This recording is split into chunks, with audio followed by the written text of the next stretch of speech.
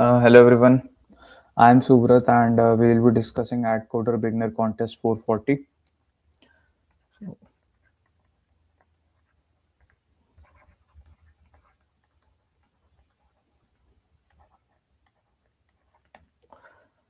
So let's start the discussion. Problem A is octave. So the frequency of a sound doubles for every increase of 1 octave in pitch, and if the pitch of a sound with frequency x hertz is raised by y octaves, what will its frequency be in hertz? So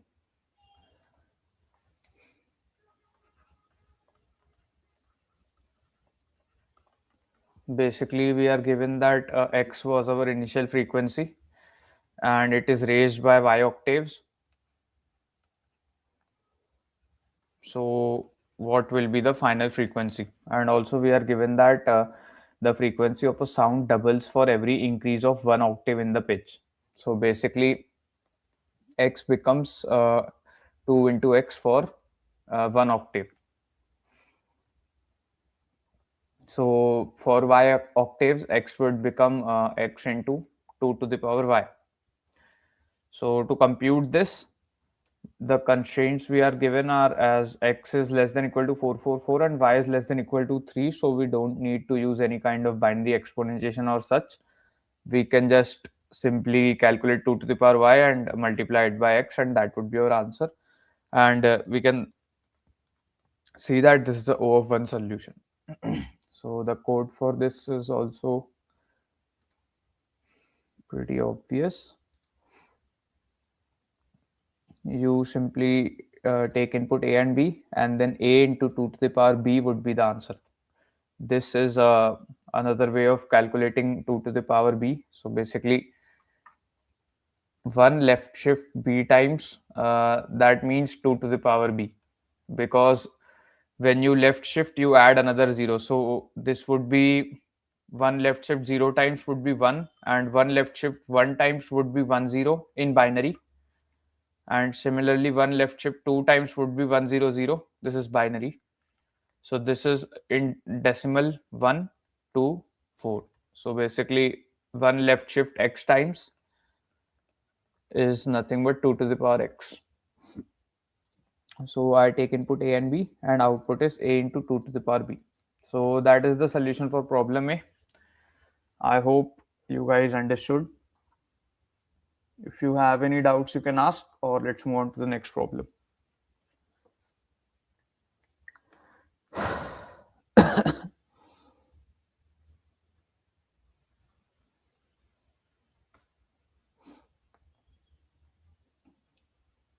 Okay, so I don't think you guys have any problems. So let's move on to the next problem.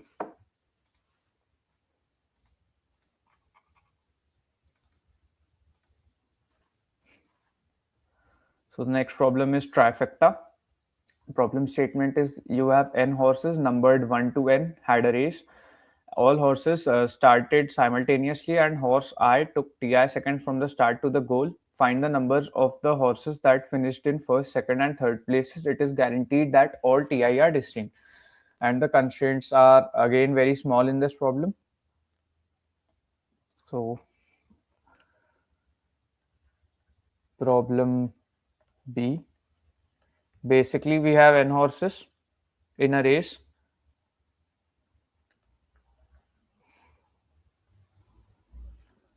Their finish time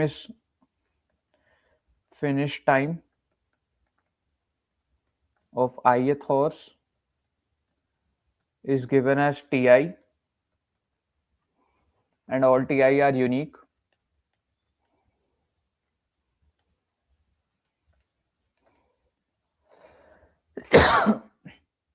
We need to find numbers of top 3 horses to finish.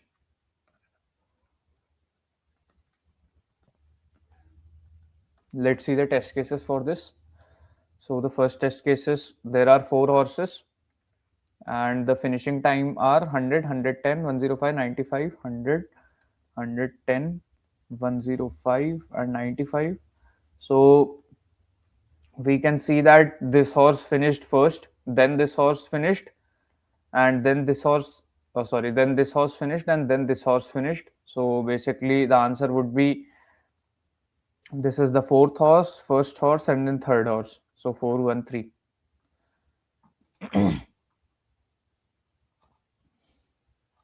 Then the next test case is 8,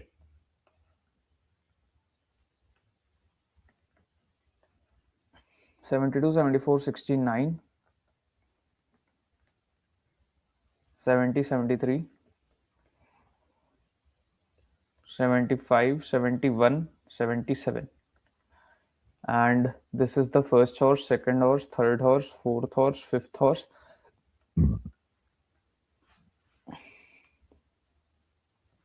So we can see that the first horse will be this.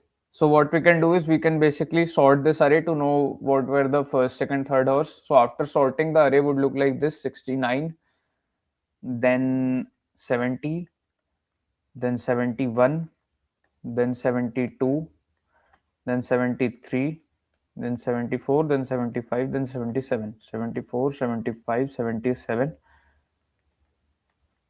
And 69 was 3, 70 was 4, 71 was 7, 72 was 1, 73 was 5, 74 was 2, 75 was 6, 77 was 8. So we can see that 3, 4, and 7 were the top 3 horses.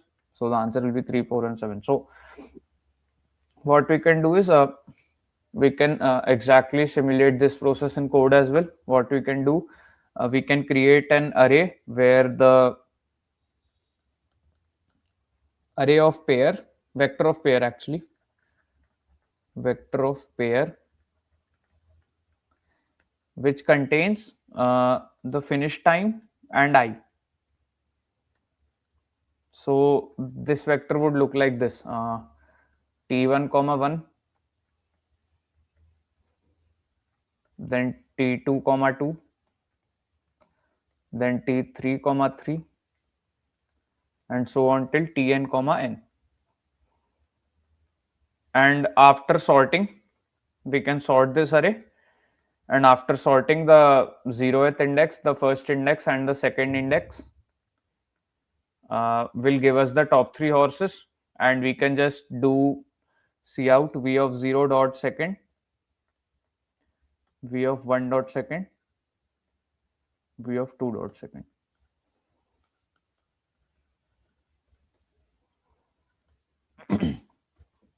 So this is first horse, this is second, this is third.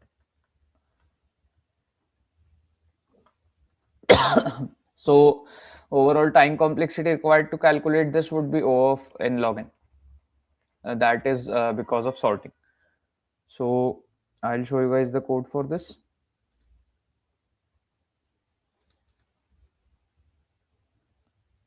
So you can create a vector of pair which is time and then the number of horse, and then when we sort this will become in increasing order of times.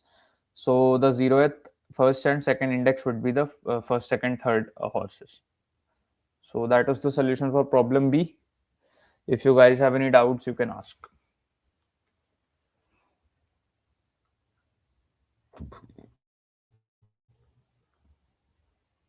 Is your second solution AI generated? Nope. I wrote it myself. This is a pretty standard way of sorting a vector and knowing at what position did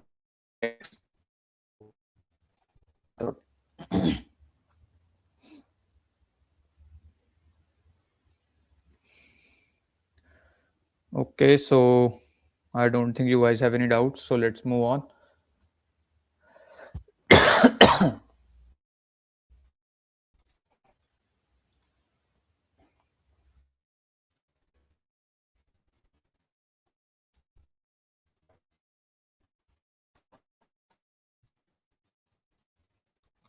The third problem is striped horse. There are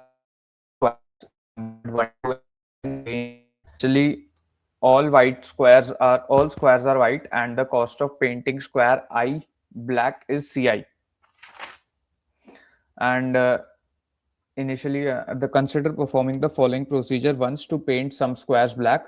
Choose a positive integer x freely. Paint square I for all integers I satisfying 1 till n such that the remainder when I plus x is divided by 2w is less than w. You are given the minimum total cost to perform this procedure. You are given t test cases. Solve each of them. Okay. So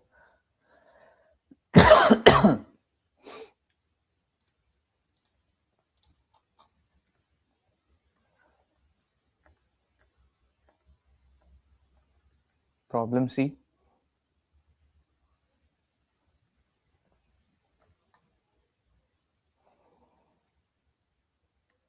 So we are given n squares and the cost of painting ith square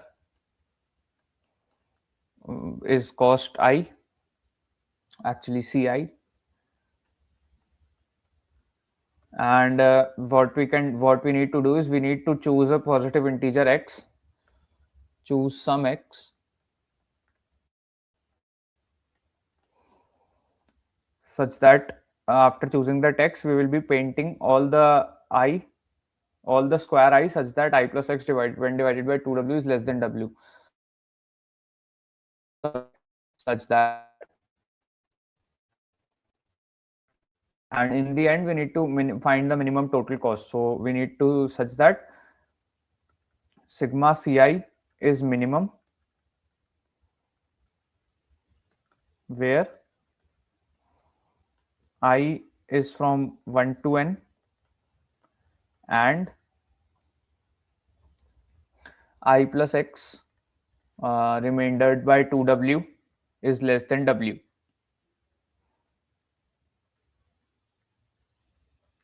So this is the problem.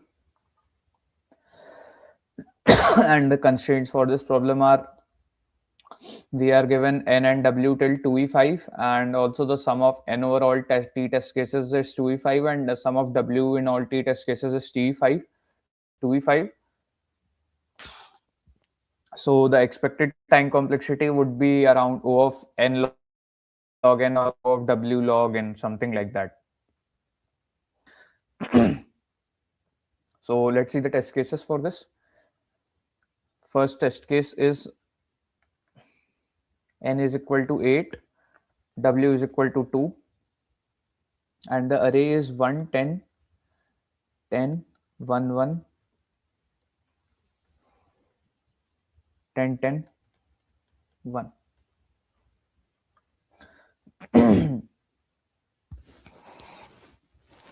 So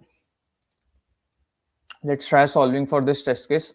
So one thing is we can see is that we need to choose an x such that the sum of Ci for all the i's that satisfy these two conditions is minimum.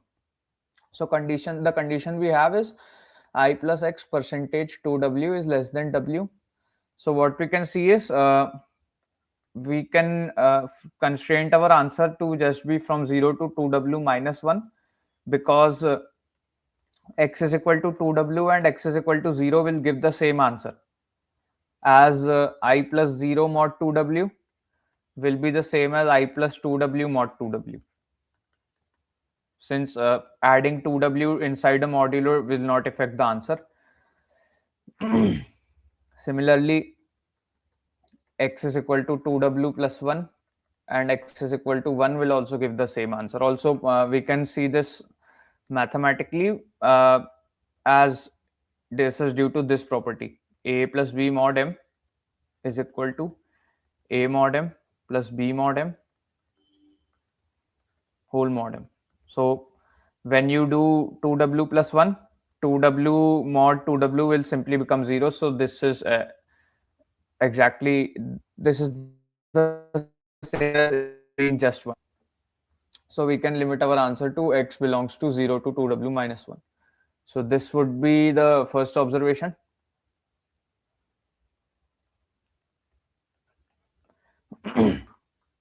Now let's try to calculate what would be the summation of C for all the different x's in this array. So let's take x is equal to 0. So let me choose different color. So x is equal to 0. So what all I will satisfy the inequality I plus x modulo 2w, which is 4 in this case. So 4 is less than w, so 2. So we have I from 1 till n. I belongs to 1 till 8. So x, let's put x as 0. Okay, just let's after this inequality start calculating the values. So x is equal to 0, I mod 4 is less than 2. So what would be the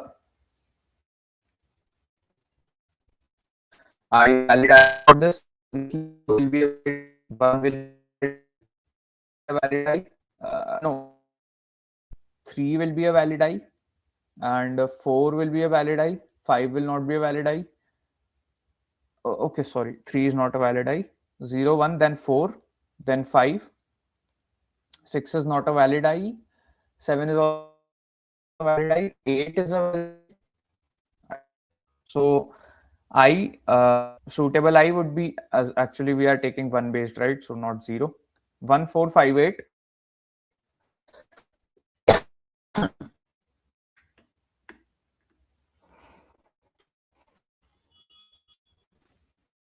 So what you can see is basically 1 mod 4 was also 1, then 4 mod 4 was 0, then 5 mod 4 was 1, and then 8 mod 4 was 0. And similarly, let's say if our n was till 20, what we can see that is 8 mod, let me write it like this. So 1 mod 4 was 1, and 4 mod 4 was 0, and 5 mod 4 was 1, and 8 mod 4 was 0. So let's say if our n was till 20, then we can see that 9 would also be a valid, and 12 will also be a valid I, then 13 will also be a valid I. So we can see that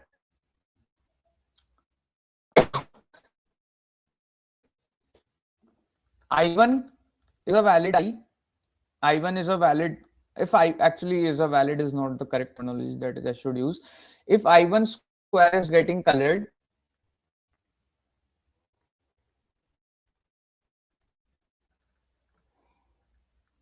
all the squares I dash such that I dash modulo 2w is equal to I1 modulo 2w will be colored. Basically, I'll prove this mathematically as well. Just give me a second. So we can see that 1 was getting colored since 1 modulo 4 was 1 and 1 was less than 2.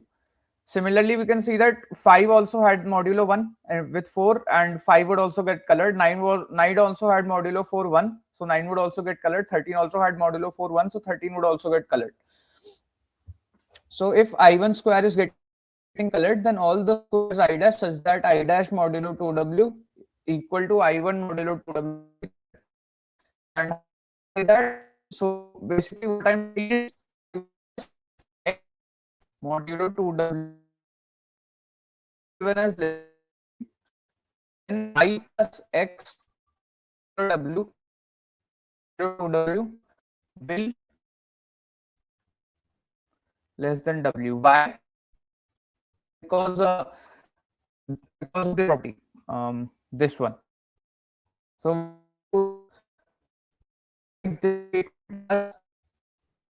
I modulo w plus x modulo w, and since we have considered our x to be in 0 to 2w minus 1, x modulo 2w would be simply x only because x is less than 2w.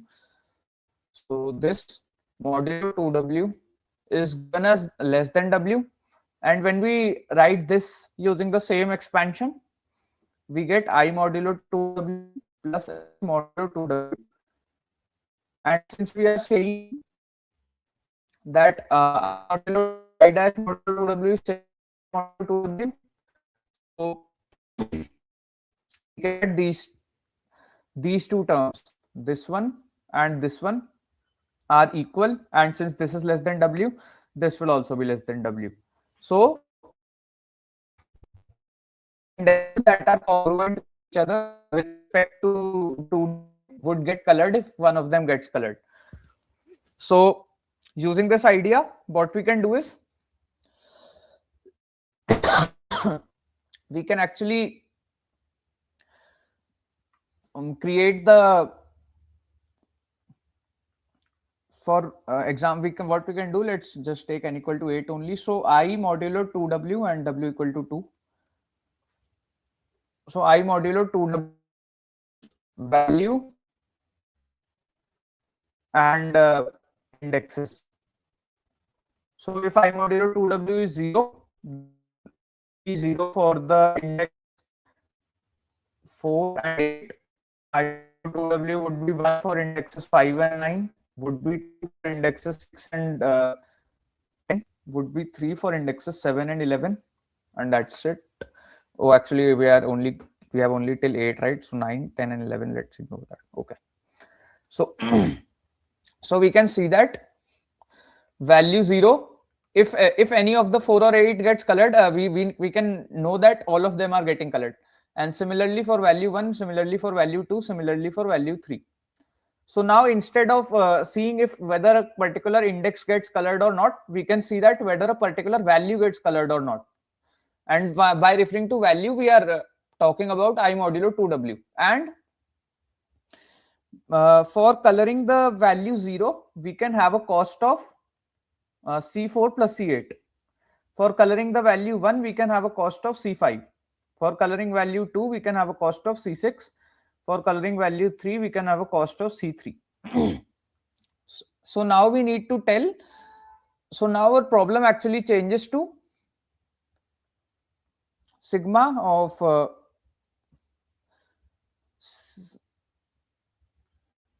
cost of a certain value v such that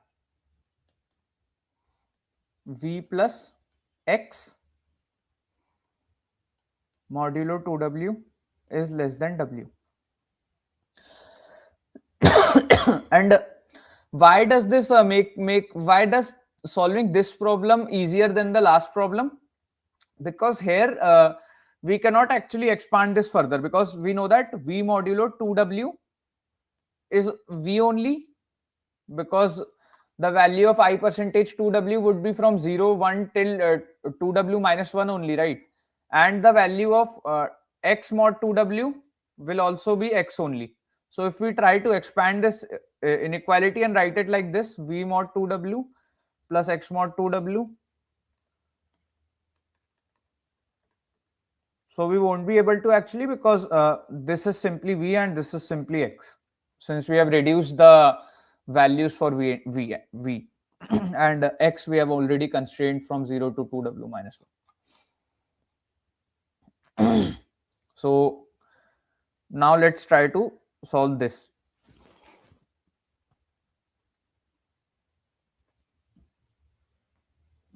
So what was the cost array in this problem? 1 10 10 1 1 10 10 1 1 10 10 1 1 10 10 1. Oh, I think I forgot the 1 index, 2 index and 3 index as well. Sorry.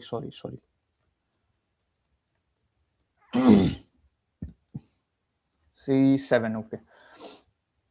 So C4 plus C8 would be C4 and C8 2. C5 and C1 would be C5, C1 2. C6 and C2 would be C6 and C2 would be 20. And C7 and C3 would be 10, 20. So we have value 0 having cost 2, value 1 having cost 2, value 2 having cost 20, value 3 having cost 20. So let's try to find the answer when x is equal to 0. So when x is equal to 0, we need to take values v such that v percentage 2w is less than w. So that would be v equal to 0, v equal to 1. Actually, let's put the values here. This would be 4 and this would be 2. So v percentage 4 is less than 2. So 0 is a valid, 1 is also valid, and 2 and 3 are not valid. So sum of these two. So that would be, the cost would be 4. Now for x is equal to 1, v percentage 4 less than 2, v plus 1 percentage 4 actually. V plus 1 percentage 4 less than 2. So what we can do, v is equal to 0 is valid, 1 is valid, and 2 is not valid, 3 is valid,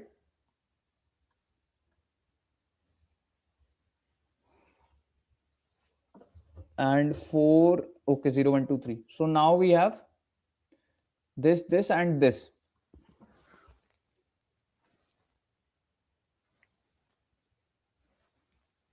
Oh, sorry, my bad. 1 is not valid, 1 plus 1 is 2. So 0 and 3. So basically we can see this. And then for x is equal to 2, so v of 2 percentage 4 is less than 2. So v equal to 0 is not valid, 1 is not valid, v equal to 2 is valid, because 2 plus 2, 4 mod 4 will be 0. V equal to 3 is valid because 5 mod 4 is 1. So 2 and 3.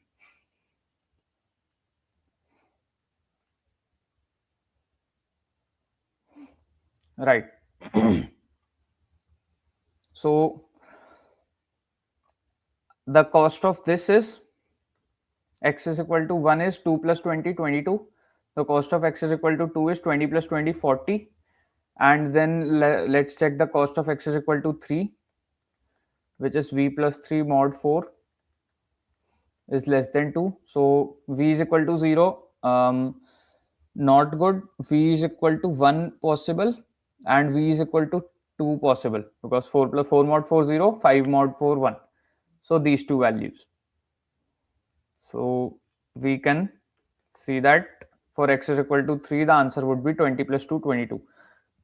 So we can see the minimum lowest cost is 4 for x is equal to 0. So the answer for this test case is 4. And also we can see one more thing. What we can see is that we are moving in a cyclic fashion. So first, let me write 0, 1, 2, 3. First, the sum of 0 and 1 were the answer. Then the sum of 0 and 3 was the answer. Then the sum of 2 and 3 was the answer. Then the sum of 1 and 2 was the answer. So basically we are kind of moving towards this side once. So 0, 1, then 3, 0, then 3, 2, then 2, 1. So basically first my answer was this, then my answer was this, then my answer was this, and then my answer was this. So I'm including one element from the right side and I'm excluding one element from the left side. Actually, my window is traveling towards the left side. If I imagine this as a circular thing, 0, 1, 2, 3, 0, 1 was the answer first, then 0, 3 was the answer for second, then 3, 2, and then 2, 1. So we are moving in the cyclic fashion. Obviously now this is just an observation, and I am not having any proof for this right now. So let's investigate this and try to prove it, and we might end up at the answer. So we are seeing that 1, 0 was there for x is equal to 0, then we had 0, 3, then we had 3, 2, then we had 2, 1. So if this is actually the case, then finding the answer would be quite simple, right? So let's analyze this. So let's take a general I plus x mod 2w is less than w. Let's take a general case. Now for x is equal to 0, let's try to find what values we need, what values of I are suitable. Actually, not I, v. What values of v are suitable? So here x belongs to 0 to 2w minus 1 and v belongs to 0 to 2w minus 1. So for x is equal to 0, we add the inequality v mod 2w is less than w. So obviously for this, the possible v would be simply 0, 1, 2 till w minus 1, right? Now for x is equal to 1, we have v mod 2w less than w, sorry, v plus 1 mod 2w less than w. Now v plus 1, we again have 0 as valid, 1 as valid, 2 as valid, but till only w minus 2, because w minus 1 plus 1 now will become w. And we have more elements valid. We have another element valid now, which is 2w minus 1, because 2w minus 1 plus 1 would become 2w, which will have 2w mod 2w as 0. So the value of v when x was equal to 0 were this, and the value of v when x was equal to 1 were this. So basically we can see that we moved left once. So initially our answer was this. If we imagine it like this, 0, 1, 2, so on till 2w minus 1, and somewhere w minus 1 is here. So initially our answer were these values. Now our answer had become these values. So this might be true. Then x is equal to 2. So we can see that v plus 2 mod 2w less than w. This will go from 1, 0, 1, 2 till w minus 3. And we will have another value here now, 2w minus 2, 2w minus 1.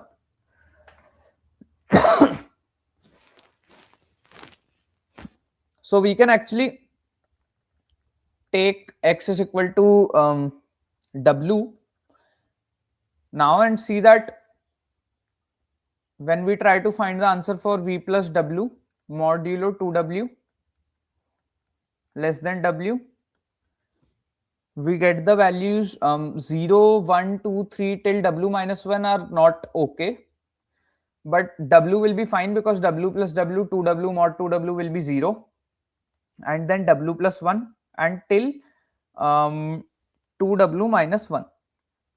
This would be modulo 0, this would be modulo 1, and this would be modulo w minus 1. So again, this is just as expected. We are simply moving in a circular fashion. So what we can actually do here is we can generalize this kind of. So for x is equal to I, and let's first finish this. Actually, let's see the value for x is equal to w plus 1. Why did I stop at w? Because I saw that this first, initially my values of v were broken up into two parts, right? One was from 0 till something, and then at the end some values. So 0 till something, then at the end some values. But when x is equal to w, but at x is equal to w, since from 0 to this value, they were getting shrunk by 1 at each whenever I increase x by 1, because here we had w minus 1 values, here we had w values, then we had w minus 1 values, then we had w minus 2 values, and 2 values here and 1 value here. So at x is equal to w, this will go off completely, and we would just have this second thing from the end values. So when x becomes w plus 1, so we have v plus w plus 1 modulo 2w less than w. Our array will now look like w minus 1 is now a possible answer, then w until 2w minus 2, and so on till x becomes 2w minus 1, v plus 2w minus 1 modulo 2w less than w. So for this, the answers would be 1, 2 till w. So basically, what is the procedure? We simply look for the value where the modulo becomes 0 for the first time. So when w plus 1 was x, we see that when v is equal to w minus 1, this becomes w minus 1 plus w plus 1, and that is 2w, and 2w mod 2w is equal to 0. And then the further next w minus 1 values would be simply giving the modulo as 1, then 2, and last one would give w minus 1. So we can be sure that the w terms would be in continuous order. So this actually proves us that the answer does follow this cyclic order, and now we can just generalize this and find the minimum. So what I did in my solution was, for all the x less than equal to w, I just use this 0 till w minus x minus 1. So when x is equal to 0, then from 0 till w minus 1, when x is equal to 1, then 0 till w minus 2. So when x is less than equal to w, from 0 till w minus x minus 1, actually less than w strictly. And union we have from the end 2w minus 1, then 2w minus 2, then w. So basically 2w minus x till 2w minus 1. So this is from x value 0 till w. For x is equal to 0, we saw that we have just one summation from 0 till w minus 1. And for x values for x is equal to w, we have just this summation from w till 2w minus 1. And then for values x greater than w, we have this summation. So when x was w plus 1, so from w minus 1 till 2w minus 2. And similarly, if w plus 2 was x, then this would have been w minus 2, w minus 1 till 2w minus 3.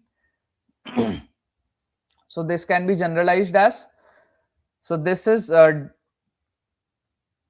w minus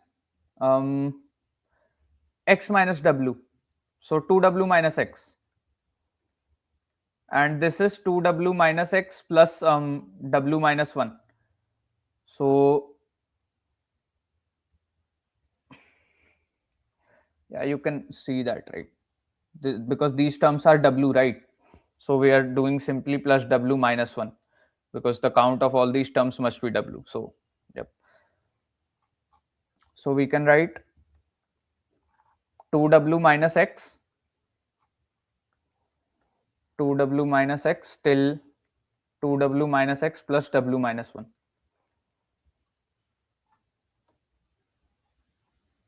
So we have now found out the answer for x is equal to 0, for when x is 0 to w, when x is equal to w, and when x is greater than w. So we can also find out these sums in O of 1 using prefix sums.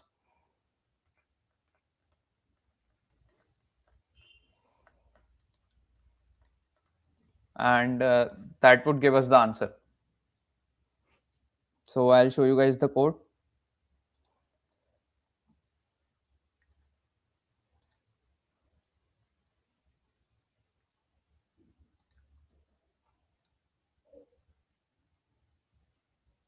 So I take input n and w, then the vector v, and then I'm creating this array of values where the value 0 will be containing all the indexes which were a 0 modulo 2w. So 4 and 8, 5 and 1, 6 and 2, 7 and 3.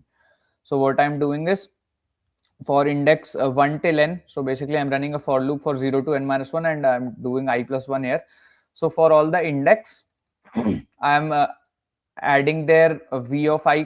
This is the cost that was given in the input. So I'm adding that cost to the value of I mod 2w. So this will create me the values array and their corresponding cost. So after this, I will create a prefix sum over this value array, which I am calling the remainder array actually. So prefix sum over this remainder array. So prefix sum of I is nothing but prefix sum of I minus 1 plus remainder of I. Actually, not remainder of I, that is just the variable name. Then what I'm doing is I'll initiate my answer as a very large value and then take minimum for each of the following cases to get the minimum final answer. So I'll follow these rules. So for x is equal to 0 till w, I'm just using one for loop.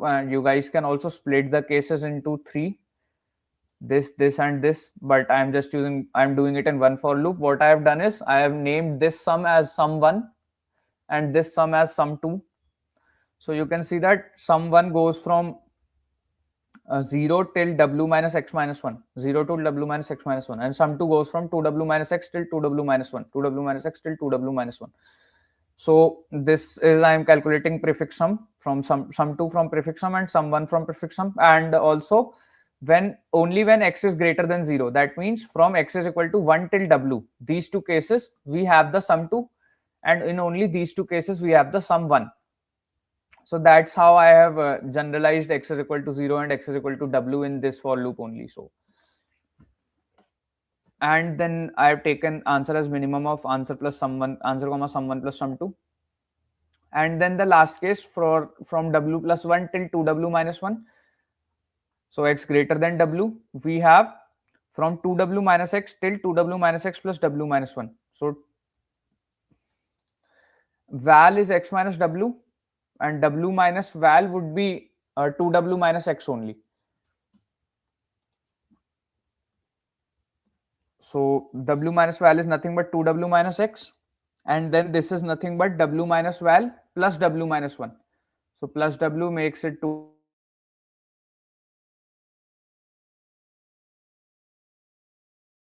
that and answer. So to get an sum from L to R in prefix sum, it is simply Pf of R minus Pf of L minus 1. This will give you the prefix sum from L to R. Since this contains the sum of 1 plus 2 plus 3 till R, actually 0 plus, and this will contain 0 plus 1 plus 2 till L minus 1. So till L minus 1, they get cancelled, and it will have L plus L, then L plus 1, then L plus 2 till R. So this was the solution for problem C. I really loved the third problem explanation. Just want to ask, why did you get the wrong answer? So actually I got the wrong answer because I think I miswrote this line.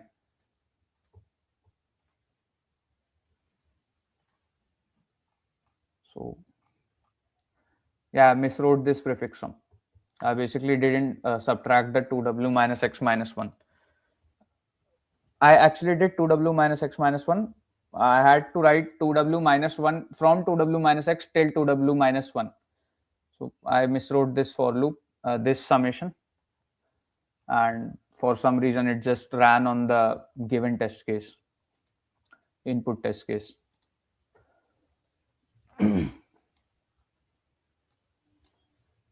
Video lagged. My way is a repeating pattern of length 2w, only x mod 2w matters. Each position adds its cost to w consecutive shifts using a difference array prefix sum of side. Yes, that is the idea. You can implement it in any way. Is it still lagging?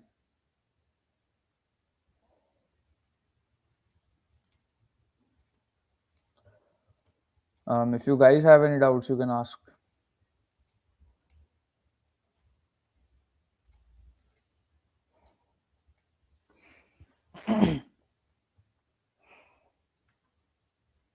I'm sorry, did it lag too much?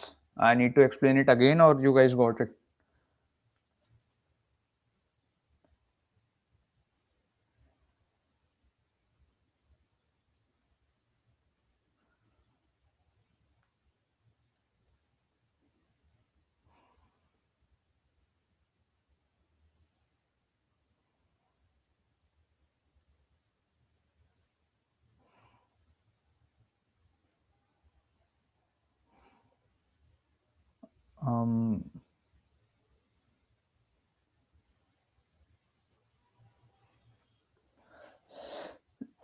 Can someone?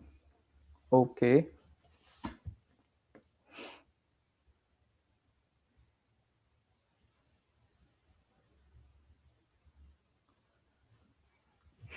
Okay, so I think you guys don't have doubts. So let's move on to the next problem.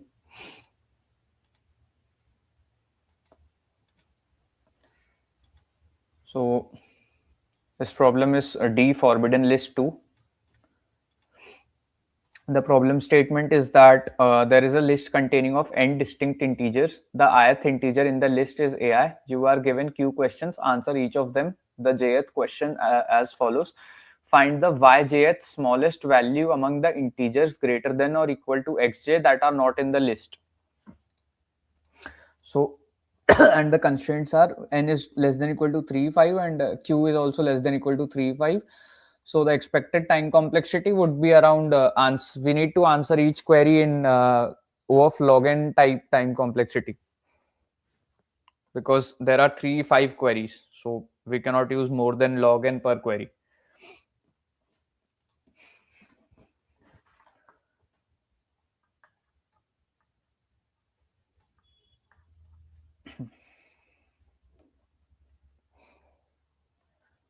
Problem D.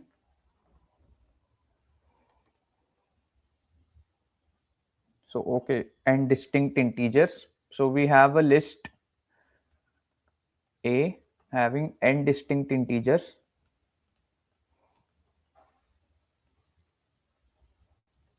And what we need to do is find the yjth smallest value among the integers greater than or equal to xj that are not in the list.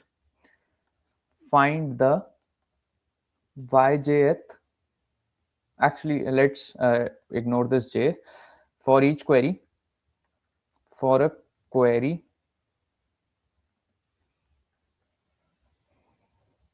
x comma y, we need to find the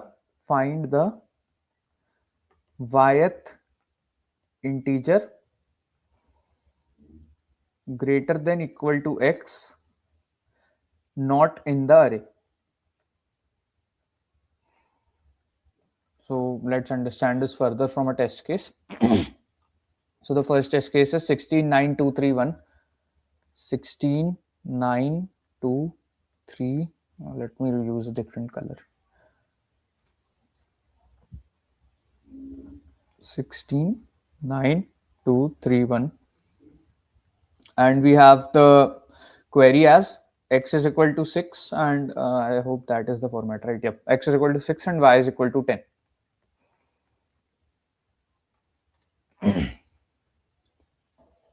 So basically we need 10th number greater than equal to 6 not in the array. So we can see that the array, actually we can obviously see that it would benefit us if we sort the array, because then it would be easier to look at those numbers and make some decisions. 1 2 3 9 and 16, right? And now we need 10th number greater than equal to 6 that is not in the array. So the numbers greater than equal to 6 that are not in the array would be 6 is not in the, then 7 is also not in the array, then 8 is also not in the array, but 9 is in the array, and then 10 is not in the array, 11 is not in the array, 12 is not in the array, 13 is not in the array, 14 is not in the array, 15 is not in the array, then 17 is not in the array, and we need 10th number. So this would be the first, second, third, fourth, fifth, sixth, seventh, eighth, ninth, and this would be the 10th number. So 17 is the answer for this test case. Let's do this test case as well. So x is equal to 12, y is equal to 4. X is equal to 12, y is equal to 4. And then, so basically we need fourth number greater than equal to 12 not in the array.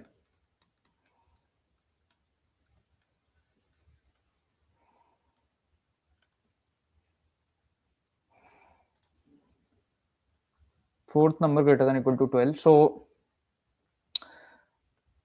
So 12 was not in the array, then 13 was not in the array, then 14 was not in the array, the 15 was not in the array. So 15 is the answer for this problem. So we actually just by dry running, just by brute forcing on the test cases, we actually found a way to solve this problem, but not in the optimal time complexity. What we can do is we can simply just write down the numbers which are not in the array starting from x, and whenever we reach the yth number, so that would be our answer. So if you do this smartly enough, you can do this in O of y. You can easily do this in O of y time complexity. So O of y time complexity will not work because we can see that the constraints over x and y are given as x is till 1e9 and y is also till 1e9. So we cannot actually run a for loop of y. And actually we can't even run a for loop of n as well, because if we try to improve this, we can actually jump from one index to the next index and just keep adding the numbers that we didn't have in between, and we can actually reduce this time complexity from O of y till O of n also, but still that is also not optimal enough for us. So what can we do? So basically our problem, we can look at it like this also, that we had this array 1 2 3 9 16, and we needed to find the yth integer greater than or equal to x, right? So actually, why not look at the array which does not have, which has all the numbers excluding these numbers? So basically that would be the array. Since 1 2 3 in this is in this array will start from 4, then 5 6 7 8, then 9. After 9 we will have 10 11. Actually, let me use this. Let me use this one.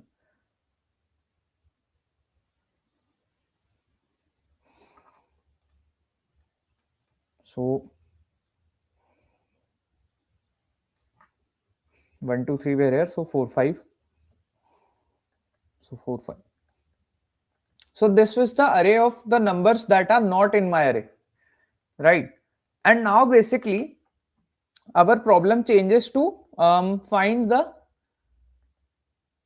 yth number greater than or equal to x in this array.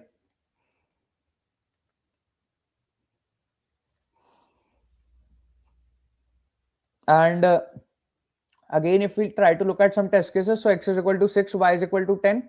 So numbers greater than or equal to 6, 1 2 3 4 5 6 7 8 9 and 10. So 17, we will get the answer, right? And it is obvious why we are getting this answer. So again, but naively approaching even this problem will not allow us to pass this question, because we need to do it in log n. We need to do it in log n. So let's say I have this array. Let's say I had, so since we only need to look at numbers greater than or equal to x, let's only look at this array from 6 till 21. So 6 7 8 10 11 12 13 14 till 21. Now if imagine if we had an array and we needed to find the yth number in this array. So obviously there's two type of searches, right? One is linear search, where you can just look 1 2 3 4 and then tell the yth number. Or what you can do is, we can actually do a binary search. If somebody has a doubt like why don't we simply access the x plus yth index in this array, let's name this array y. Actually y is not f, and then simply f of x plus y would be our answer, right? But this would be the answer only when we actually have this array with us. But it is impossible to have this array with us, because this array would be quite large because of this constraint, since we need to find numbers till 10 to the power 9th value, right? So this array must have a size of 10 to the power 9 at least. So that is not possible. So we cannot actually just simply do this. What we can do is, We can do a linear search, but that again will take O of y time. But another search we have is binary search. So can we do this here? So for binary search, let's say that I took some number value. I took some number equal to value, and then I try to find the position of value in this array. So let's say that value was 12. So when I try to find the position of 12 in this array, I get 1, 2, 3, 4, 5, 6. 1, 2, 3, 4, 5, 6. So position is equal to 6. But what I wanted in the question was position 10. But I got 12 as position 6. So now I know that my answer is not in this part of the array. So I have basically shortened my array to half the size. So I can only focus on finding my answer in this array. And then 13, 14, 15, 16, 17, 18, 19, 20 and 21. Now again, if I choose 17 and I see that what is the position of 17? So position of 17 would be 1, 2, 3, 4, 5, 6, 7, 8, 9, 10, 11. And what we needed was 10th position.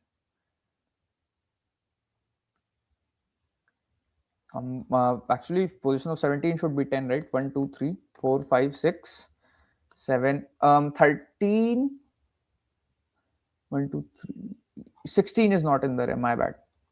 16 is not a part of this array. So, yeah, 17 is 10. So now I know that 17 is my answer. And what if we had, instead of 17, let's just say that 16 was the medium of this array, middle part of this array. So if we had taken 16, we had gotten the position as 9, and we can now show for sure that answer is not in this array. Or had we taken 19, then we would get a position of greater than 10, and then we would have known that the answer is not in this array. So we can actually use a binary search concept. We still are very far from the answer, but what we have is, I'll write it down, what observation we have currently.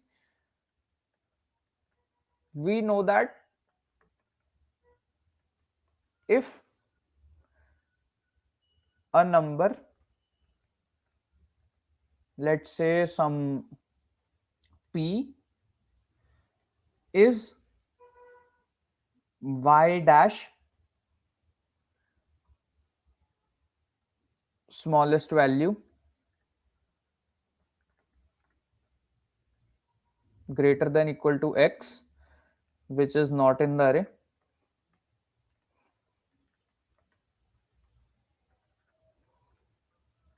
then there will be two cases, that y dash is less, three cases actually, y dash is less than y dash is greater than y, and y dash is equal to y.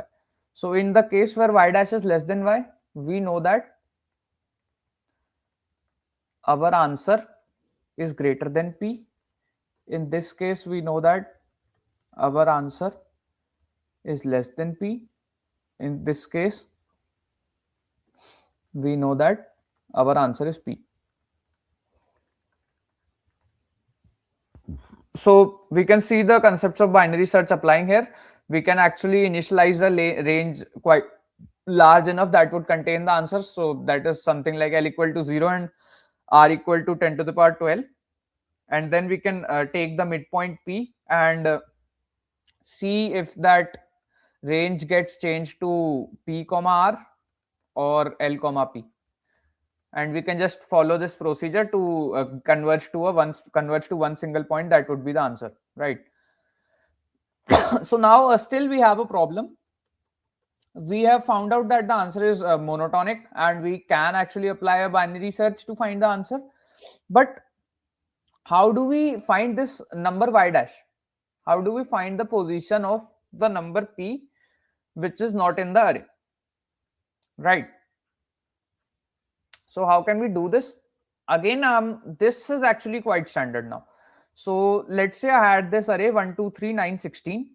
So I had this array 1, 2, 3, 9, 16. And let's say for now, let's just take x as 0, x as 1 actually. So x as 1 and we take p as some 7. And now we need to find what is the position of P in the array where the numbers are which are not in the array A. So how can we do that? So we need to find the position of 7, right? So what can we do? We can actually see how many numbers are smaller than 7 in this array. So we see that 1, 2 and 3 are smaller than 7 and they are in this array. Then basically in the array where these numbers are not found, so that is the array 4, 5, 6, this one,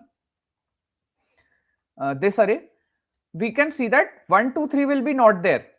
Apart from 1, 2, 3, all other numbers that are smaller than 7 would be there. So 4, 5 and 6 and 7 also will be there in this array. But 1, 2, 3 will not be.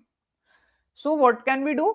We now know that if 1, 2, 3 had been there, the position of 7 would obviously be 7. But now since 1, 2, 3 are in this array, the new position of 7 would be 7 minus 3, which is 4. And now we can check that the new position is actually 4 as well. So this was for x is equal to 1. Let's try to generalize a bit. Let's take x is equal to 3 and now p is equal to 11. So now our problem, instead of finding all the numbers that are smaller than 7, actually 11 in this case in this array, what we are doing is we are finding all the numbers which are greater than equal to 3 and less than equal to 11. So for the numbers that are greater than equal to 3, we have these many. And for the numbers that are less than 11, we have these two out of these 3. So we know that our position is basically since these two numbers fit the criteria, and from 3 to 11 there are 3, 4, 5 till 11, that is 11 minus 3, 8 plus 1, 9 numbers, and out of those 9 numbers 2 are contained in this array.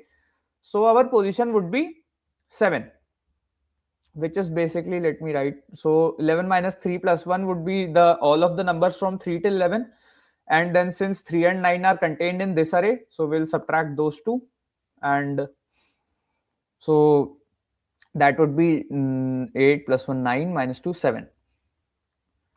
So now if we check in this array, numbers greater than equal to 3, for numbers greater than equal to 3, let's try to find the position of 11. So first, second, third, fourth, fifth, sixth and 7th. So we see that the position of 11th is indeed 7.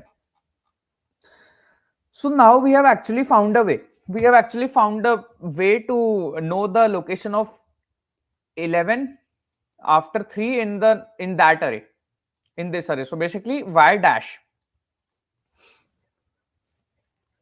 right? And how can we do it?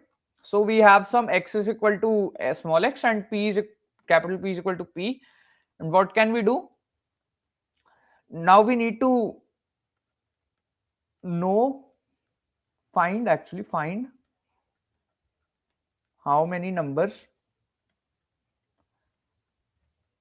in range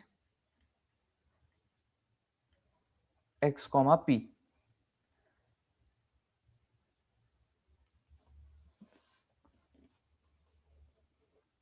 So how many numbers out of x and out of x comma p are in this array? So what can we do is, this is nothing but the lower bound of x, and this would be the lower bound of p. Why lower bound of x? Because this is the first number that would be greater than equal to x in this array, right? And that is important to us. And this would be the first number that is greater than equal to p. And we needed the numbers in the range x till p excluding p, because p is obviously not in the array, so it does not really matter if we include or exclude. But we will see that it is better to use this exclude here, because that would help us in the answer. That would make our lives easier. I'll show you that afterwards.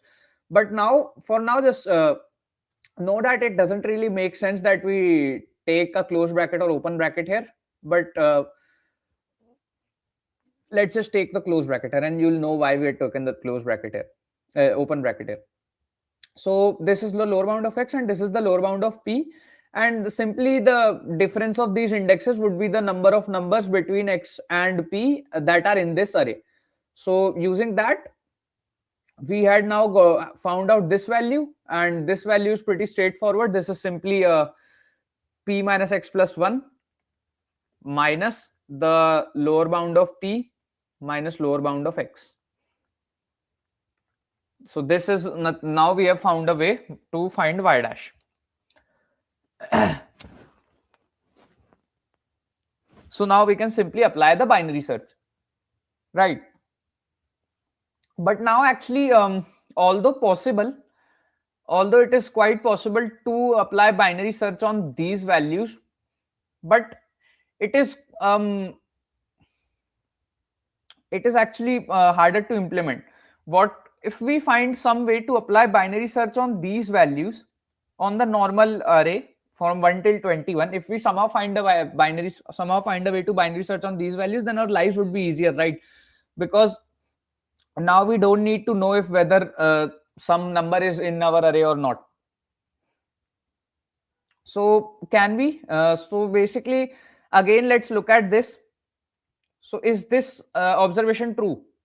Is this observation true? We know that if a number p is y dash, smallest value greater than or equal to x, which is not in the array, and if y dash given this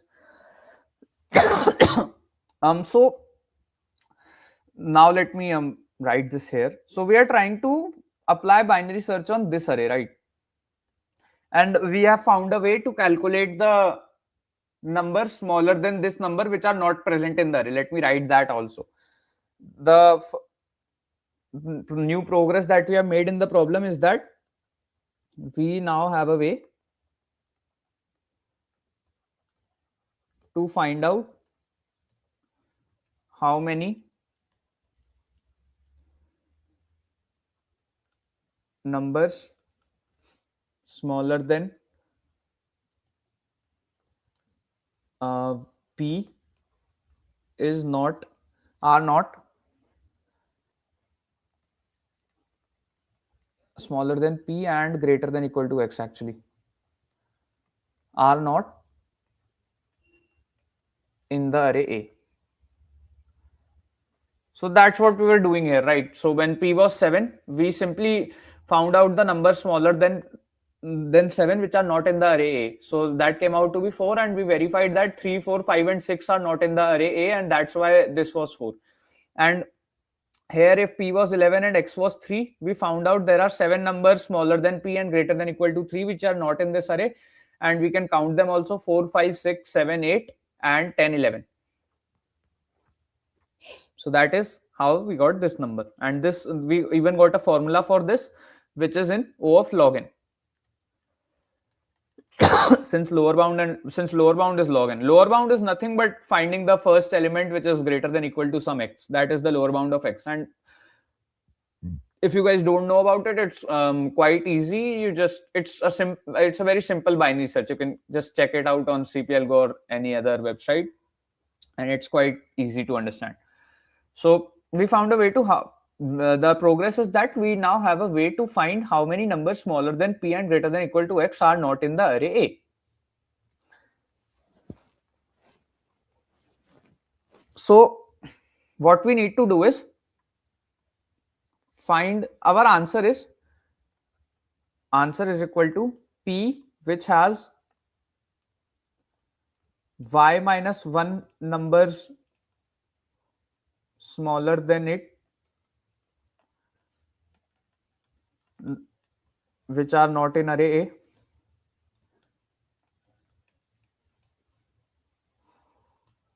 and p is also not in array A.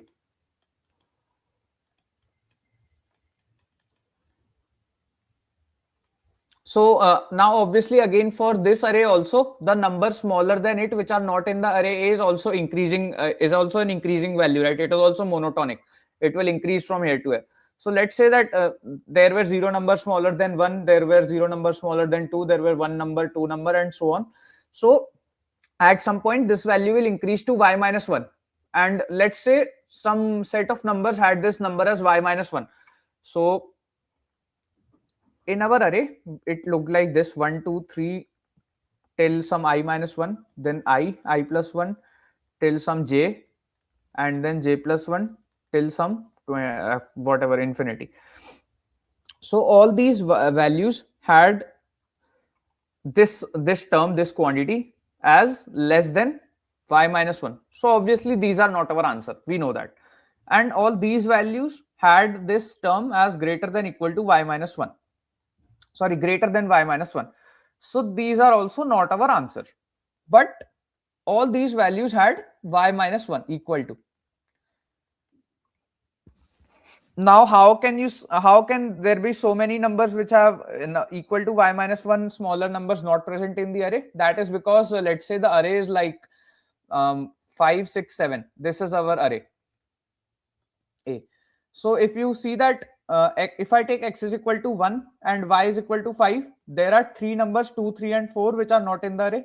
And again for x is equal to 2, y is equal to 6, sorry, x is equal to 1, y is equal to 6, same three numbers are not in the array. So basically this also has three numbers smaller than it not in the array, three numbers smaller than it not in the array, three numbers. So it can be same. It is an increasing number, but it can be constant as well. It is a greater than equal to type of thing.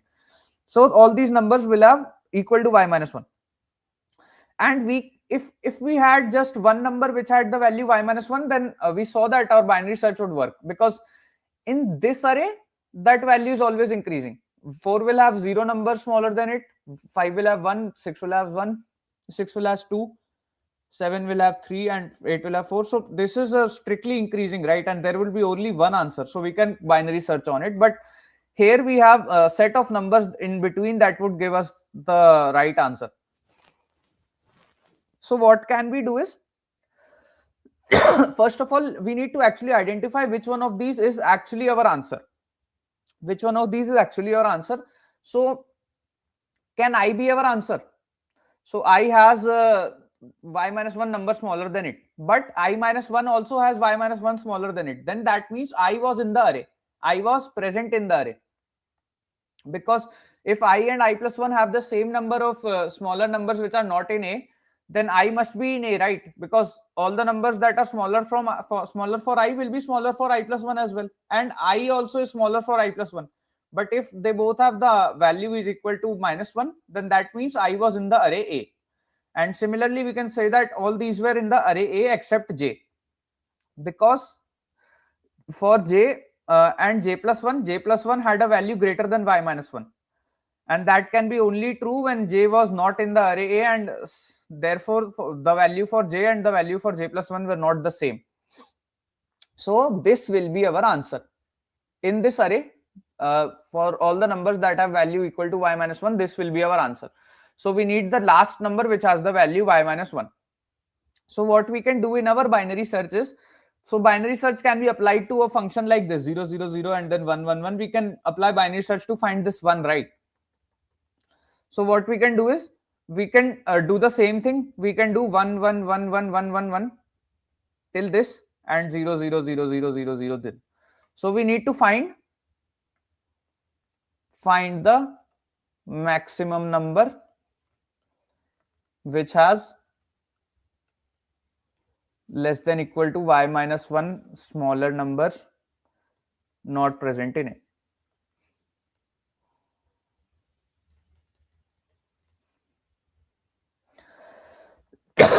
So how we do this? So basically now this is our answer, and it must be quite clear why this is answer, because the last value which had the last number which had the value y minus 1 was our answer. So that would be the maximum number which has less than or equal to y minus 1 smaller numbers not present in it. So that is y, J. So how do we binary search? So let's say initially we have a range from 1 till some infinity, and we take the midpoint as P, and we find the number of a smaller number than P. Y is the numbers of number in the range x comma P which are not in A. And this bracket is a open bracket, so that means this range is from x plus 1 till P minus 1, not P, excluding P. That means excluding P. So y dash is the number which are not in A, numbers in this range which are not in A. So if y dash is less than equal to y minus 1, then our answer is in the range P comma infinity, or actually it's better to write this as L and R, because 1 and infinity are in the just first step of the binary search. So P to R, and if y dash was greater than y minus 1, then our answer is in the range L to P. So after using this convergence rules, we will be able to converge on the answer j, which is the largest value which have less than equal to y minus 1 numbers not in the present in the array A, and that would take log n, since we are doing binary search and each value of binary search is also taking log n only to calculate, so actually log square n. So I'll show you guys the code.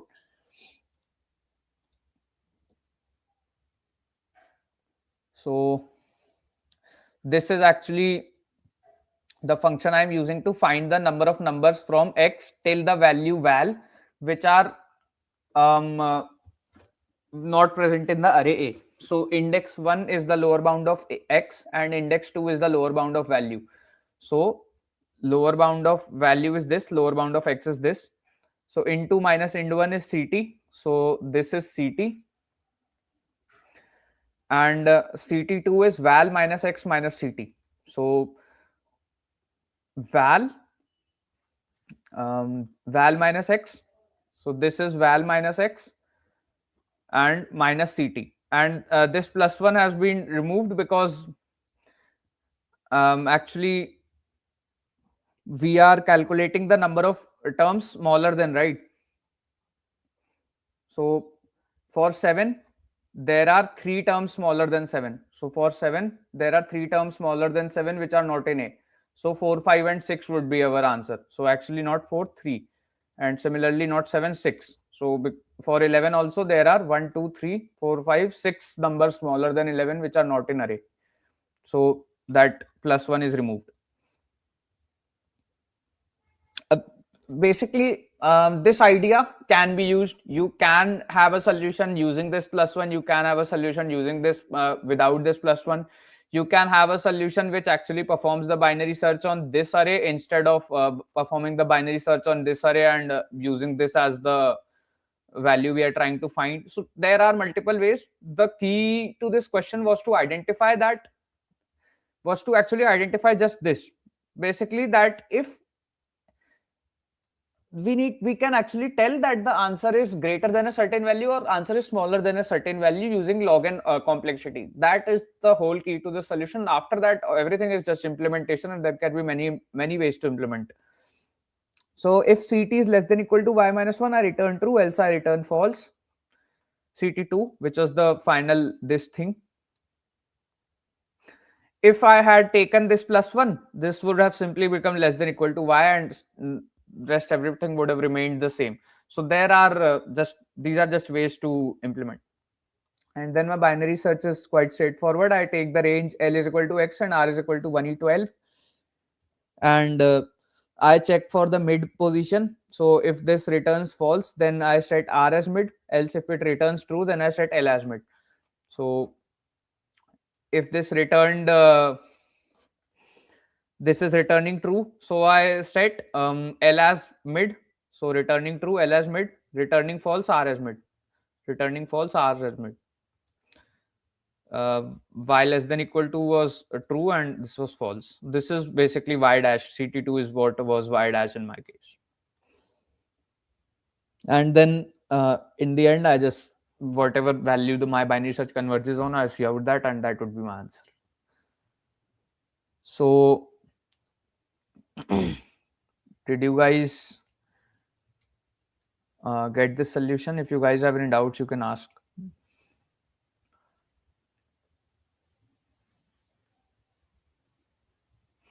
Can we have a live discussion for AtCoder regular contest tomorrow? I think there will also be a live discussion for that.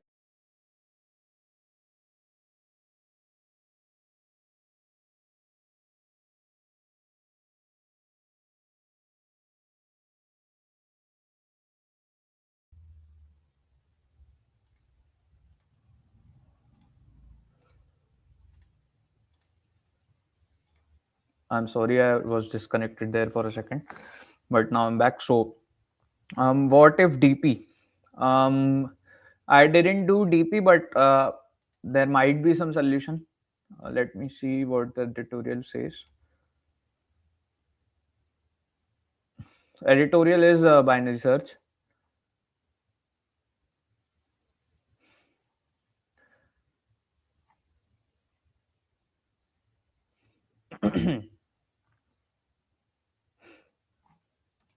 So I think they used the greater than equal to y. Youngest you have here. Okay. So do you guys have any doubts? And you can tell your DP approach, and I'll comment on that if you want me to.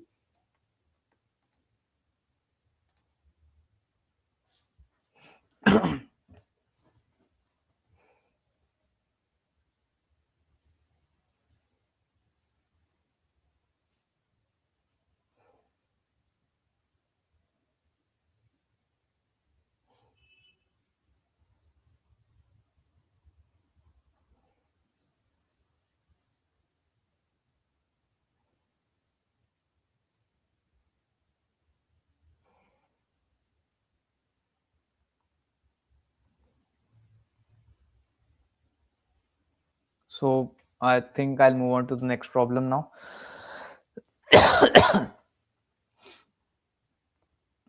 I'll just come back from the washroom, and till then you guys can ask if you have any doubts. Otherwise, I'll move on to the next problem.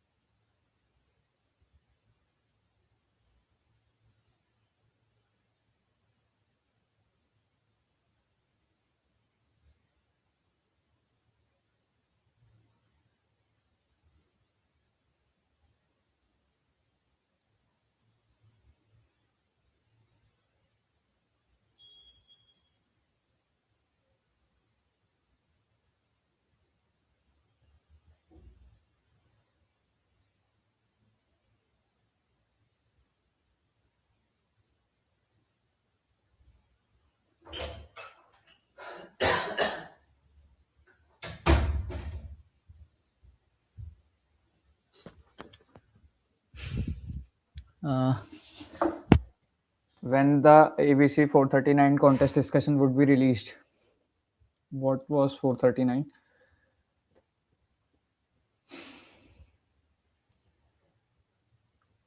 Um,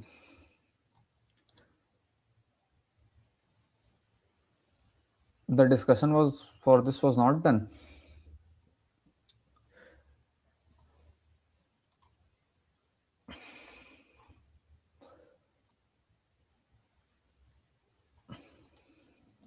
I don't know about that. I think the discussion for this happened.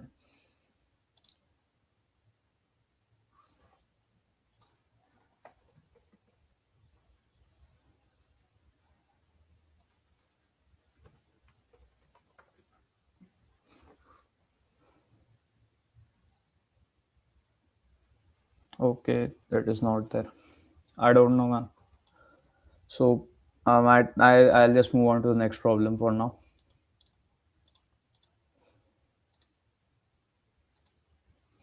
So the next problem is there are 10 to the power 100 cookies of each of n types. The deliciousness per cookie of the I type is AI. You will choose a total of k cookies from these. Two ways of choosing cookies are considered the same if and only if the multisets of types of chosen cookies match. For each of the n plus k minus 1 c k ways of choosing, consider the sum of deliciousness of those chosen cookies. Let S1, S2 be these sums in descending order with duplicates included. Find S1 till Sx. So, and the constraints are n is still 50, k is still 1e5.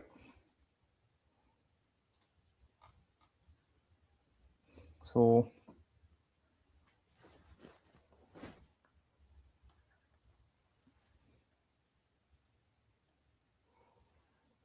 we have n types of cookies. For each, we have, for each type, we have infinite cookies. Let's just assume 10 to the power 100 to be infinite only. So we need to choose k cookies from this, and let their sum be s.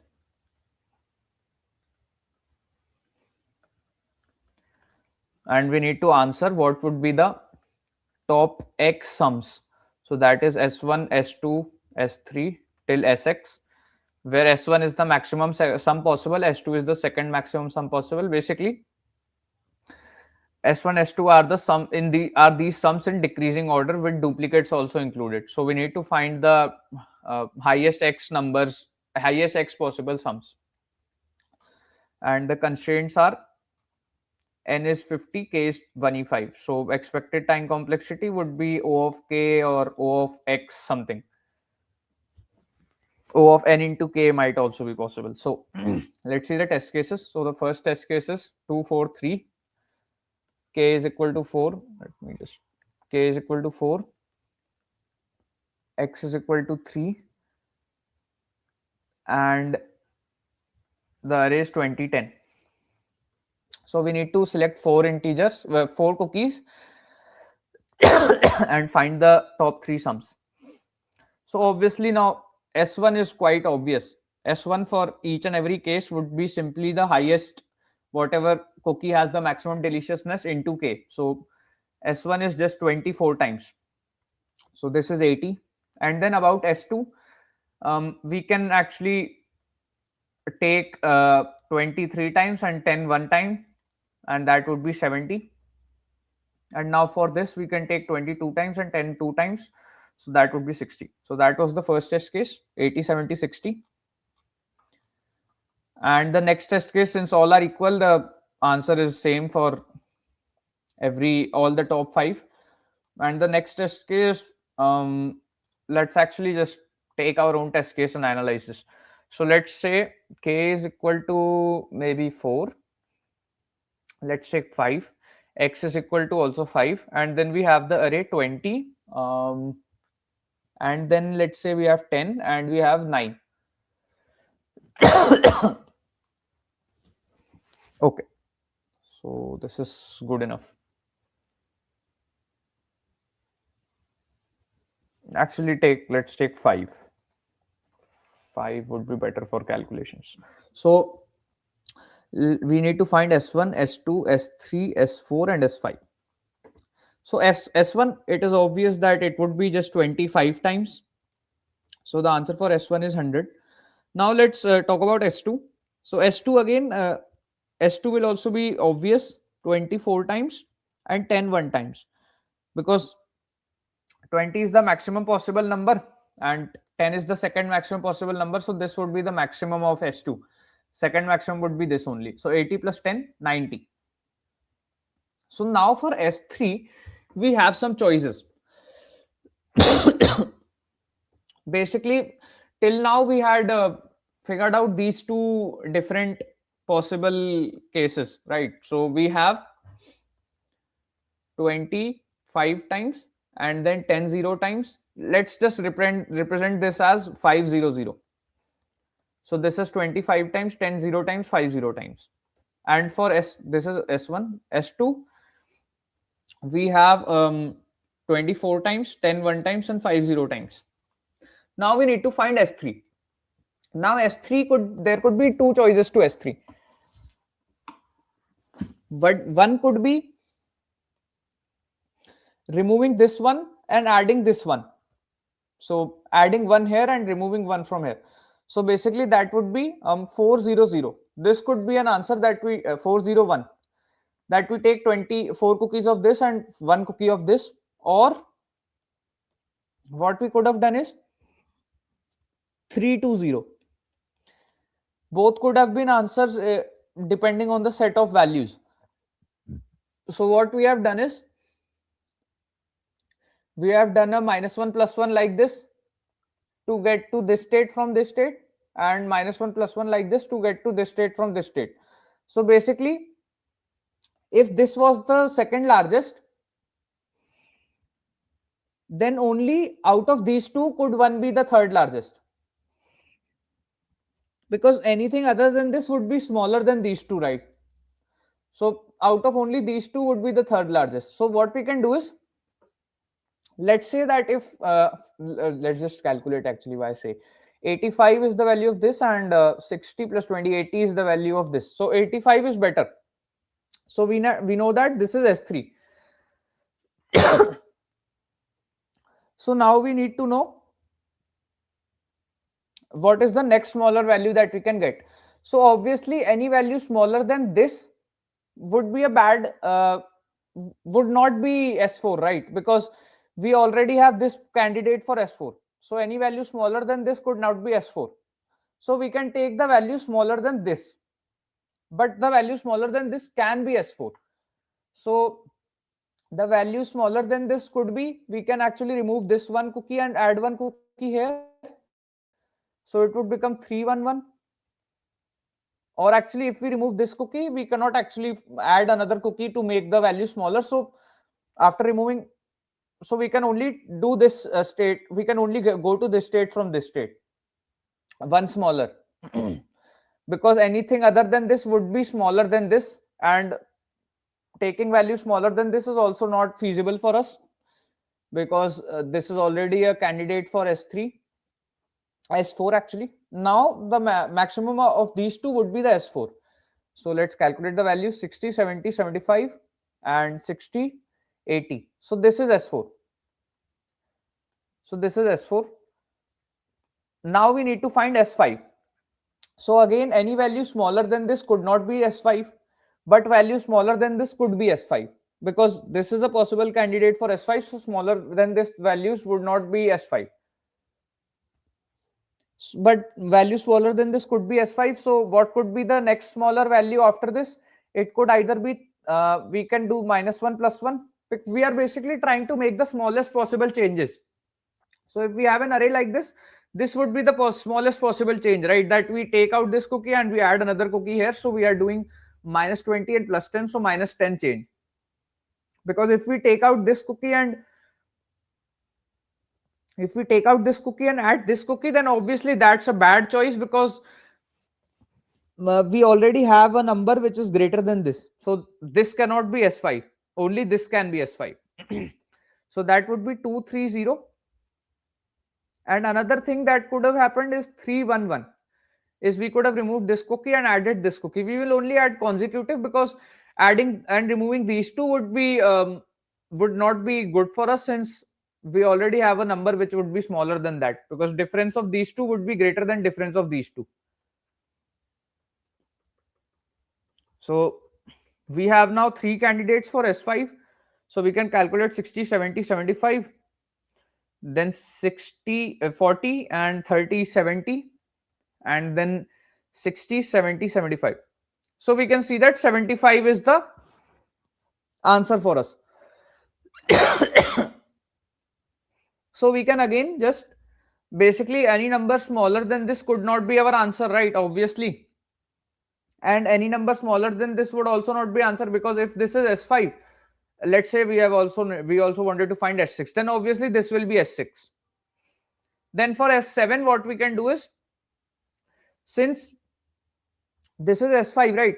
So again, the similar procedure that we are following up till here, that smaller values than this could not be S6, smaller values than this could not be S6, but smaller values than this could be S6. So what we can do is, we can write all those values: 3, 2, 2, 1, 3, 0, 2. And so now we can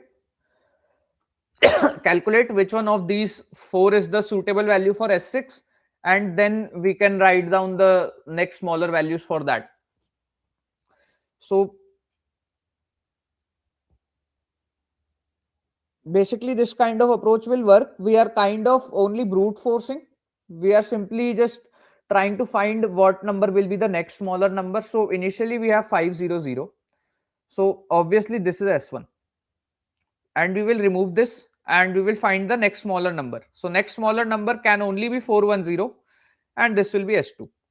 Now we'll remove this, and the next smaller numbers would be 320 and 401. So out of these two, let's say that this was smaller, this was S3. So again I'll remove this and insert the next smaller number. So it would be 311 and just 311, and then S4 came out to be this. So I'll remove this and add the next smaller number, 230 and 311, and then I can just continue this process. So what I'm proposing is that I maintain a set. Set will be of these numbers, and I take out whichever of them is the largest. So basically set is a pair of the value comma this thing 500, or actually let me write it, generalize it, C1 C2 till Cn, basically how many candies of each deliciousness we have taken and its value, and we insert this in a set. So the set will contain these elements as in the sorted order of these values. So the last element of the set would be the current greatest, right? So what we can do is remove the last element,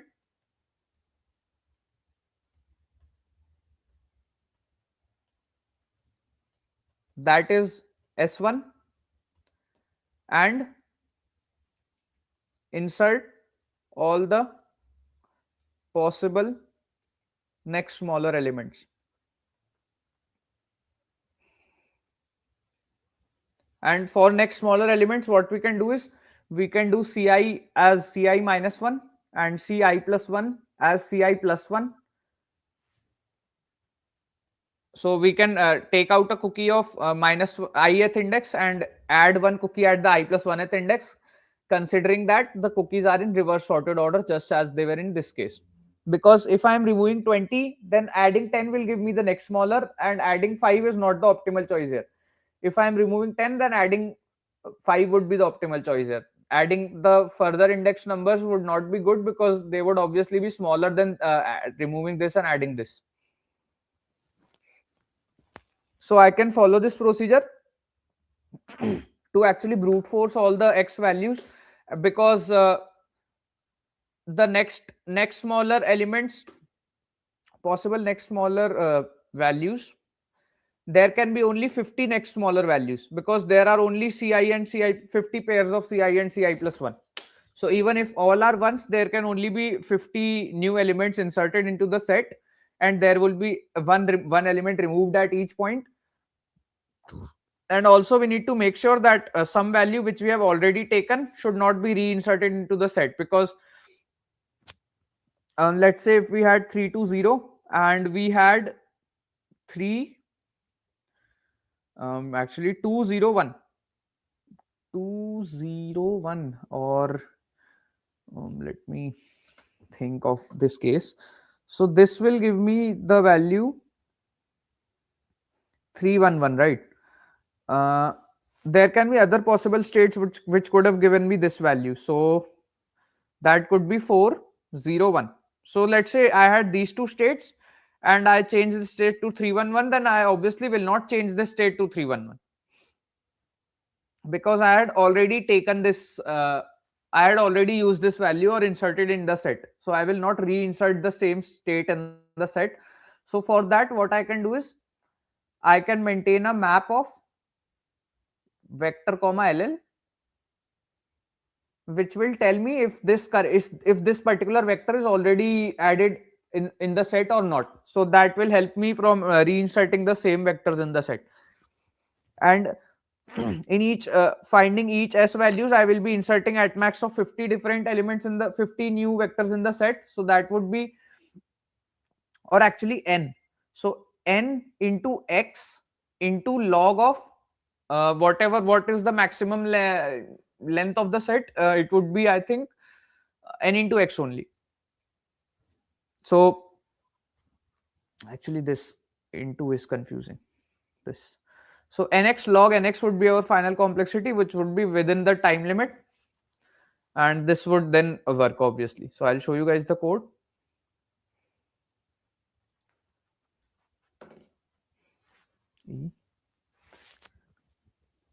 So what we are doing is, first we are reverse sorting the array A, so that will make it decreasing order. And then this set will contain the candidates which can be the current S value, and map will maintain whether a particular S value has been previously inserted in the set or not. So initially I will insert a vector which looks something like this, 500. So basically st will is my initial vector. I just gave this name, and it has all values 0 except the 0th index will have value k.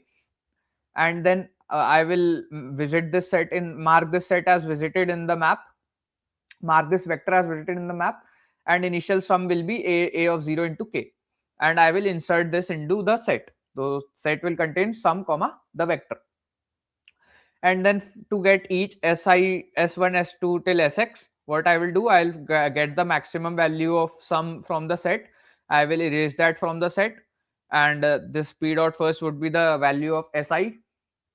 And then what I can do, after I have erased this from the set, I can insert all the 50 next smaller possible values inside the set. So what I'll do, I'll run a for loop for j from 0 till l minus 1, and if p dot second is nothing but the vector, this vector is p dot second, this vector is p dot second. So if p dot second has the jth index, so what I can do is, in the next vector I can reduce the jth index by 1 and increase the j plus 1th index by 1. And also I need to make sure that this is not in the map, it has not already been visited. So I do this, and if it has not been visited before, then I will mark it as visited and insert it into the set. And also the value will change. So initially, currently my value is p dot first, p is this last element from the set, so p dot first minus aj, because next of j minus minus, and plus aj plus 1. So I'm removing the jth cookie and adding the j plus 1th cookie, and next is my new vector. So I'll insert this into the array, and all the next possible smaller states will get inserted, and again the for loop will calculate the new maximum. So this is the solution for problem E. If you guys have any doubts, you can ask.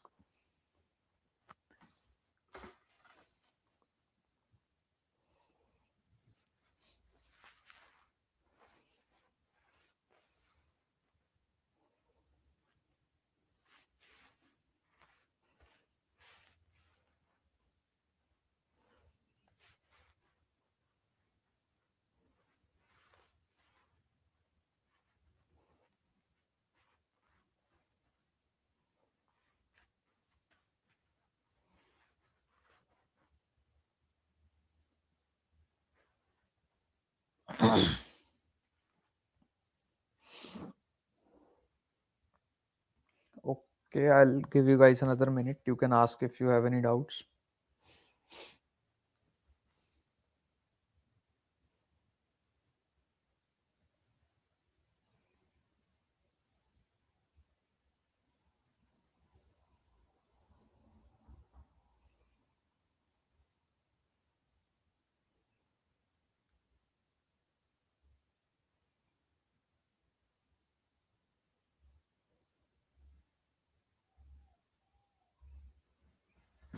भाई जी सी problem कैसे चमकेगा? What was the C problem? Striped horse. So basically the first thing is that now that you know the solution to this problem, so wherever in future you know now two things, that the value of I plus x mod 2w only depends on, it doesn't actually depend on I, it only depends on I mod w, I mod 2w. So basically, instead of solving the question for normal I values, we can actually constrain the I values to 0 to 2w minus 1. So these things, the more problems you solve on mod, you will get better at observing these things. And similarly, we can also restrict the value of x to 0 to 2w minus 1. Again, that's just experience, and that is quite normal. It is not something very difficult. Like, you can easily, after doing a few mod based questions, you can easily go to a problem, and if you see this kind of inequality, you can just look at it and go like, I don't actually need the I values from 1 till n. I actually only care about the I mod 2w values. So all this analysis, you don't have to do that. You will straight up start from here only. And because obviously this if it doesn't make the question any easier, this will most definitely not make the problem any difficult, because in a problem n can be given as 2w minus 1, and then putting I as I mod 2w would be simply same as just solving this problem only. So basically this will most definitely not make the problem harder, because there are certain cases where it doesn't actually even do anything. So you are not making the problem harder, that's for sure. And similarly for x also, this doesn't make the problem harder, obviously. Now the next step, once you have analyzed this, you know that this is not making my problem harder. What I did was simply I just put the values of x is equal to 0, x is equal to 1, and I noticed this pattern. I noticed that it is moving in a circular array. Now what comes the next thought? Now obviously it moves in a circular array because the w numbers must have to be continuous, because for a number that gives mod 0, the next number will give mod 1, the next number will give mod 2. So the numbers will be continuous. So now obviously you have solved the problem that any continuous integers, w indexes, will give me the value of this as 0 to w minus 1 for some x, where this will give the mod 0, this will give its value as 0. So if this index has I plus x mod 2w as 0, then obviously I can say that all the next w integers or next w minus 1 integers will be satisfying this inequality, and rest of the integers will be not. So now you know that for any continuous w integers, I will obviously be able to find some x, because I just need to, x is simply 2w minus I mod 2w, if that makes sense. So x is simply that, and so obviously there will one x will exist for each number, and once I find that x for this index, so I'll just know that the next w indexes will be in this inequality. So that just solved the problem for you basically. That's it's just you would keep getting better the more you solve. भाई जी मैंने आई mod 2w की थी, पर x की value में क्या लूं, इसी में फंसा रह गया था. So next time you won't, that's the point. Once you do it, next time you won't. Sir मेरे से बस ऑब्जर्वेशन प्रूव नहीं हुई, सी की कॉपी में अपना इंट्यूशन प्रूफ करता रह गया था. So yeah, you make mistakes and then you learn from it, and then you don't make the same mistakes the next time. That's how you improve. Is AtCoder useful for OS? So AtCoder is useful at one thing. AtCoder, what CF does is, CF is, every problem is quite unique. This is my personal observation from CS and AtCoder, that CF, the problems are very, very unique. Like you might see a problem that you haven't seen any problem that was similar to that before. But in AtCoder, the problem are more general. Like they are more implementation focused. Like these were quite standard problems. This C was quite standard. I mean, this C might not be that standard, but something like this D, this is quite standard. This is a problem. For example, if you guys have solved finding the kth max in an array, so that is this is the same problem. So AtCoder doesn't diverge much from the base problems, the standard problems that everyone knows. So AtCoder is good for knowing all the standard theorems and standard problems. AtCoder is good in that.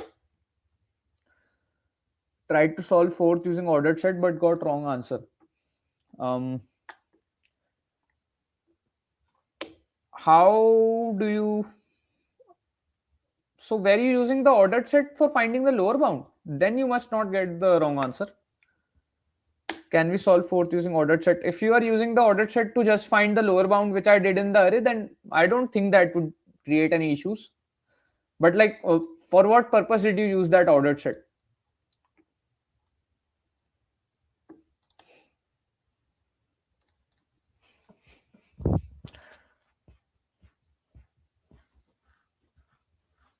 I don't think ordered set would create any issues, man. For lower bound, yes, you can do that. You can do that, absolutely. You just make sure you have checked the documentation for ordered set on any website and make sure that you know what function you are using. It must return the value that is expected.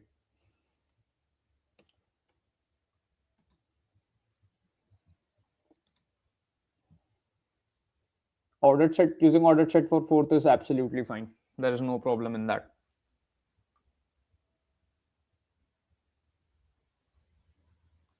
CodeChef starters के लिए tips. CodeChef is more similar to Code Forces as compared to AtCoder, and yeah, you'll just get better the more you solve. There is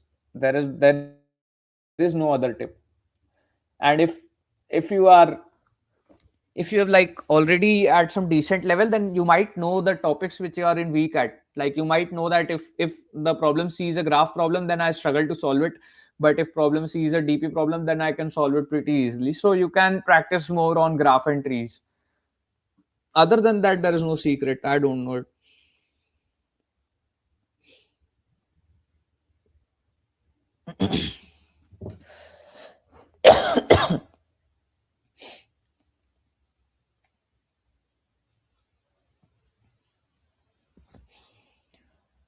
Bhaiya, I am stuck in 1300, 1400 rated range on CF. How to come out of that? So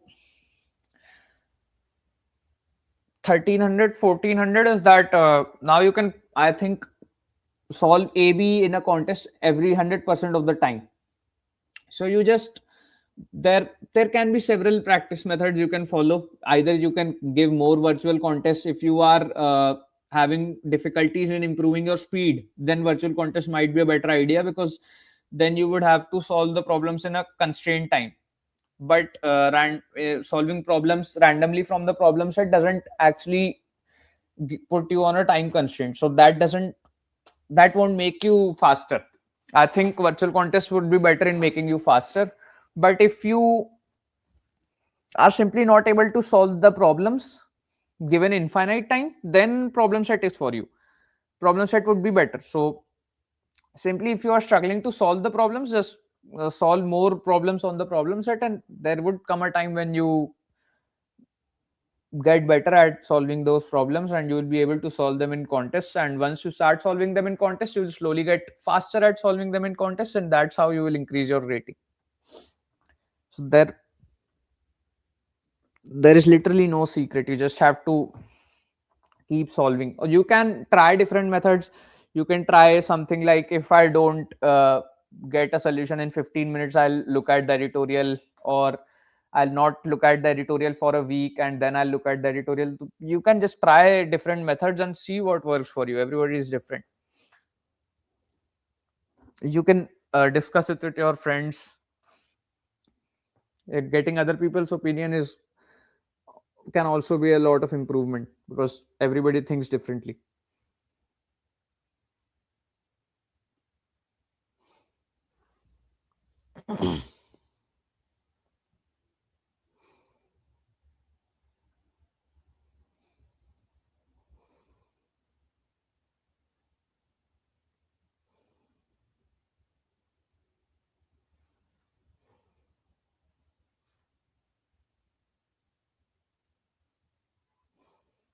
Sir, you work where? I don't work yet. I am actually a college student. I have an intern next summer in Goldman. Having a lot of difficulties to solve 1500 to 1600 rated problems. I think 1500 and 1600 is the rating range where graphs are newly introduced. I don't know exactly. I might not be correct, but I think that is the range where graphs get introduced. So if you are facing difficulty on graphs, you can practice graphs, you can read editorials, you can watch solutions. Just make your brain work harder and it would get better, bro. Instead of focusing so much on rating, just enjoy the problems, and you'll just in no time you'll get better at them.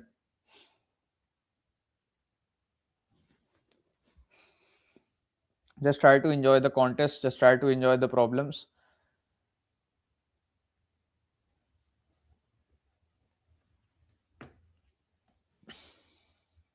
Okay.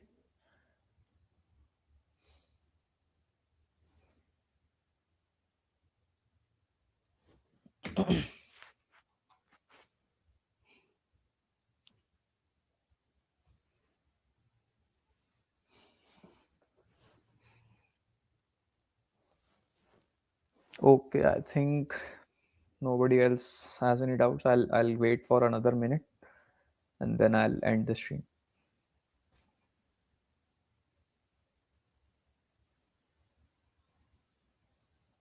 Sir, does rating matter?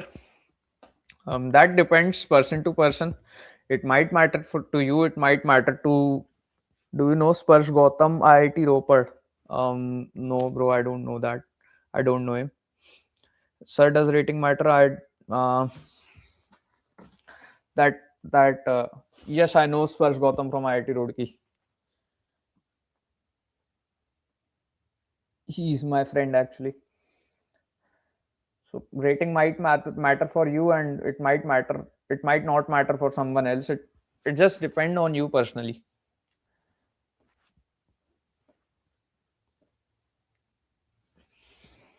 If it gives you a sense of accomplishment, well, then it matters. If it does not, it doesn't.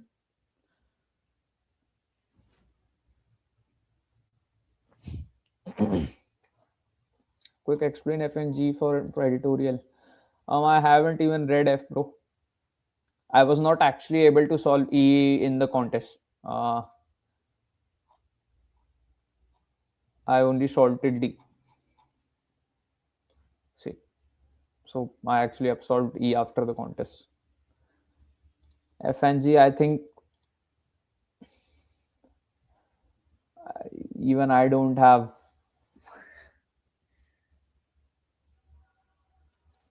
F and D would be like I'm a pupil and I'm solving questions of rating 1800.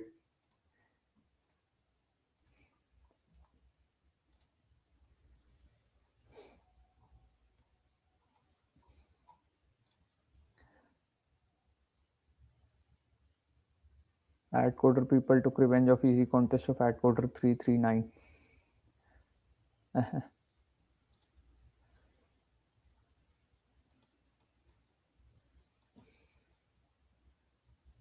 Okay, so I don't think you guys have any more problems. I'll end the stream. Thank you.